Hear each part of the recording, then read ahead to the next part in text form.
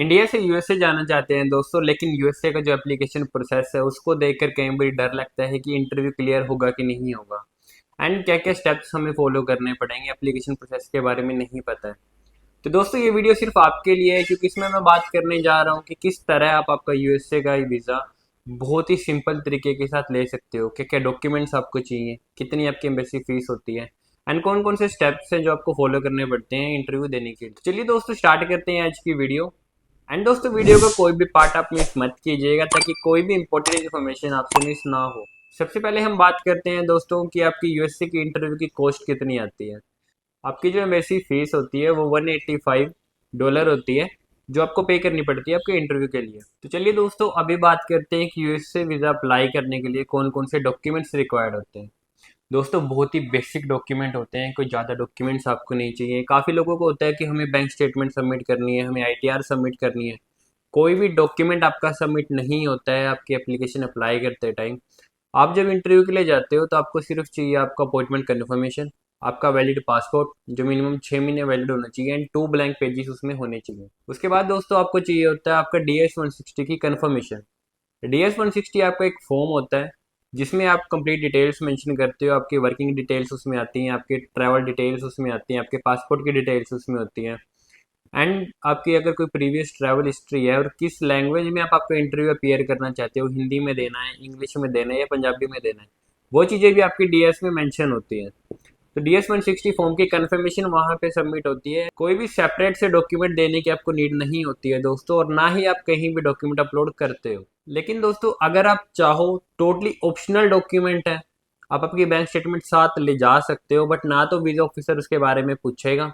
बहुत rare chances होते हैं जब वीज़ा ऑफिसर आपको बोलता है कि आप आपकी बैंक स्टेटमेंट सबमिट कीजिए। लेकिन दोस्तों अगर आप आपकी कोई भी डॉक्यूमेंट साथ नहीं लेकर गए हो, सिर्फ आप आपका पासपोर्ट, आपका डीएस का कंफर्मेशन, अपॉइंटमेंट कंफर्मेशन, ये 3 डॉक्यूमेंट ही लेकर गए हो, तो आपको घबराने की नीड नहीं है।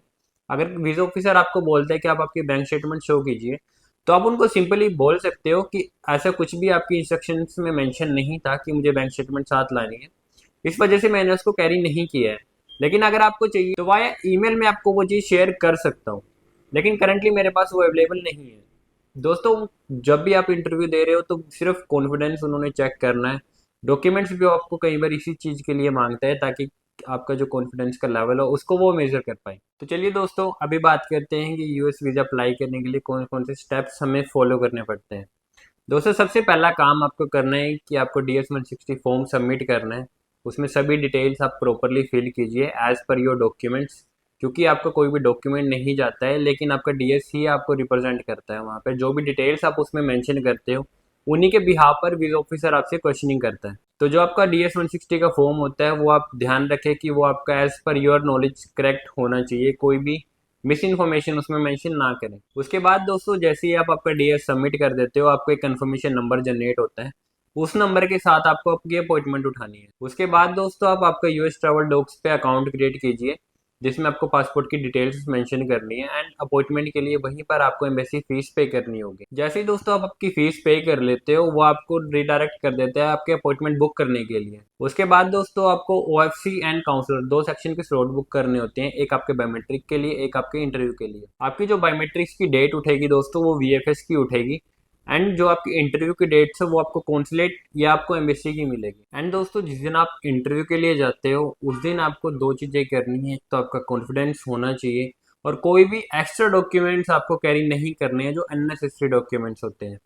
क्लियर एंड कट आप आंसर कीजिए वीज़ा ऑफिसर को जो आपसे क्वेश्चनिंग करता है। कॉन्फिडेंट एंड शॉर्ट आंसर्स उसके सामने रखिए, क्योंकि जितने लंबे आप आंसर्स दोगे उतनी ज़्यादा क्रॉस क्वेश्चनिंग वो करेंगे। तो सिंपल एंड शॉर्ट आपके आंसर हो, एंड कॉन्फिडेंट आंसर हो। एंड दोस्तों जो आपका ये रिजल्ट होता है यूएसए का, वो आपको सेम डे पता लग जाता है। वीज़ा ऑफिसर उसी दिन बता देता है कि आपका वीज़ा अप्रूव है या रिजेक्ट हुआ है। अगर आपका वीज़ा अप्रूव हो जाता है तो आपका पासपोर्ट वो अपने पास ही रख लेते हैं, और स्टैंपिंग के बाद 5 से 7 दिन के अंदर वो आपके डिलीवर एड्रेस पर मिल जाता है आपको। लेकिन दोस्तों अगर आपका वीज़ा रिफ्यूज़ हो चुका है तो कोई भी घबराने की नीड नहीं है, आप कभी भी रीअप्लाई कर सकते हो। यूएसए का कुछ भी ऐसे नहीं है, क्योंकि कई बार ये होता है मिसअंडरस्टैंडिंग की वजह से भी आपका वीज़ा रिफ्यूज़ हो जाता है। तो रीअप्लाई करने में बिल्कुल भी ना घबराएं, बहुत ही जेन्युइन तरीके से एंड मोर कॉन्फिडेंट वे से आप आंसर नेक्स्ट टाइम में करें। तो दोस्तों ये थी कुछ इंपॉर्टेंट इन्फॉर्मेशन कि आप यूएसए का वीज़ा किस तरह से अप्लाई कर सकते हैं, किस तरह से आपको इंटरव्यू में अपियर होना चाहिए। दोस्तों अगर किसी और तरह की हेल्प आप हमसे चाहते हैं तो दिए गए नंबर पर आप हमारी टीम के साथ कॉन्टेक्ट कर सकते हैं। एंड अगर वीडियो अच्छी लगी हो दोस्तों तो लाइक कमेंट एंड शेयर जरूर करें और साथ ही चैनल को भी सब्सक्राइब कर लें ताकि इसी तरह की रेगुलर इन्फॉर्मेटिव वीडियोस आप तक टाइमली पहुंचती रहे।